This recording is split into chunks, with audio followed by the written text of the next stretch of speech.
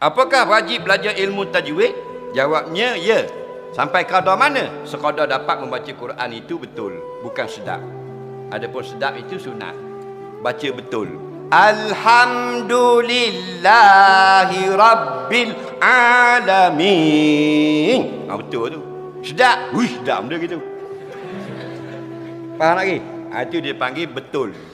Dia sedap, afdal bagi bacaan jadi imam dan sebagainya. Okey? Jadi nak betul.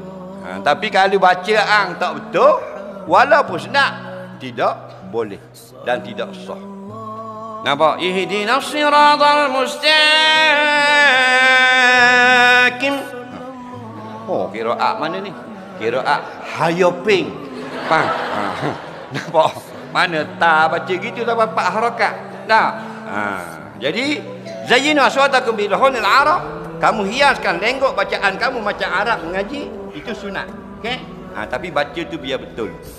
Jangan tukar baris, jangan tukar apa benda ni? Huruf, dan jangan tukar mat menjadi qasar, qasar menjadi mat. Yang tak ada, yang ada sadu wajib sadu kan? Yang tak ada sadu kena takhfifkan. Faham? Tetapi jika seseorang itu dia tak dapat menyebut dengan sempurna. Contoh, ramai orang tak dapat sebut huruf ra. Patut ghairil, dia bagi ghairi. Ghairil, ghairi. 3 orang guru dah pergi ngaji di Pahang Temeloh. Ghairil, ghairi. Tak jadi. Ngaji di Pasir Tumbuh pula, tok guru kata ghairil, ghairi. Berat nanang. Lalah mari guru sila dengan ayah cik pula. Ayah cik kata ghairil, ghairi. Tak jadi dah. 3 guru tak jadi. Bila tak jadi, dimaafkan pada syarak.